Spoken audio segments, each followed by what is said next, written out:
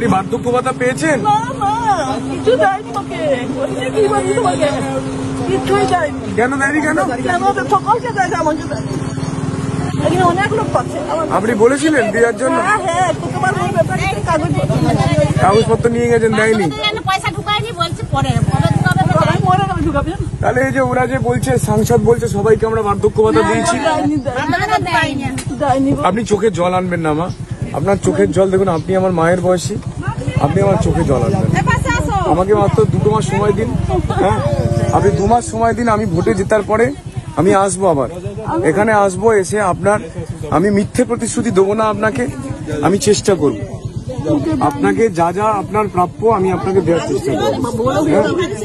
আপনি কাঁদবেন না, আপনি কাঁদবেন না, কাঁদবেন না মা, আপনি কাঁদবেন না। হ্যাঁ,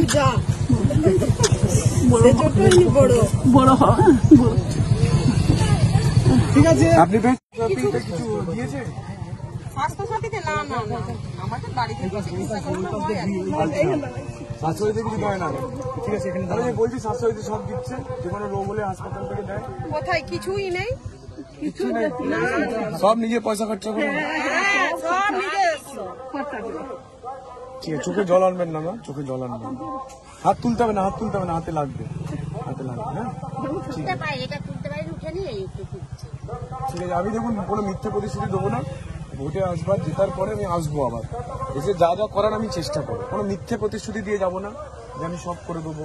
ও ভোটের আগে নেতারা আমি সব দেখছি, তো ওই জন্য ঘুরে ঘুরে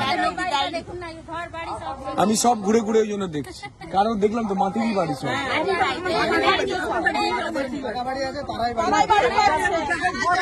আবার ঘুরে ঘুরে হয়, যাদের পাকা বাড়ি, তারা চাকরি করতেছে, তারাই পাচ্ছে, যাদের মাটির বাড়ি তাদের কিছুই নেই, তারা কিছুই নেই, তারাই করে আবার ঘুরে ঘুরে ঘরে ঘরে লোকেদের জল আনতে যেতে হচ্ছে, সরকার সামাজিক দিচ্ছে, নেতার ঘরে বসে না। তোমাদের যে সংসদ আছে 10 বছর ধরে, তোমাদের যে সংসদ আছে 10 বছর ধরে, সে বলছে তো বিশাল উন্নয়ন করেছে ঘাটালে। কিছুই দেয়নি, রাস্তাটা আপনি দেখুন, না আমি তো দেখো বোন, আমি তো সেই জন্যই এই তোমাদের গ্রামেতে ঢুকে হেঁটে যাচ্ছি। তোমাদের কি সংসদ 10 বছরে এই এলাকায় কি আর বলবো, মাঠে জল খেতে হয়, খেলার জল ছেড়ে দিয়ে মাঠে আমাকে ধরে খাচ্ছে। 10 বছর ধরে একবারও আসেনি, এখানে কোনোদিনও যায়নি।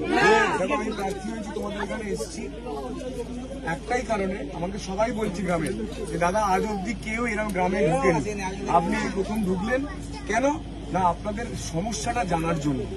দেখুন আমি পার্টির লোকের জিজ্ঞেস করতে পারতাম যে কি সমস্যা, দিয়ে আমি এসি গাড়িতে করে এসি হোটেলে বসে রাজনীতি করতে পারতাম, কিন্তু কেন আমি হেঁটে হেঁটে ঘুরছি আপনাদের সবার কাছে যে আসল সমস্যাটা কি। এই যেটাই আমি অঞ্চলটার নাম বলুন,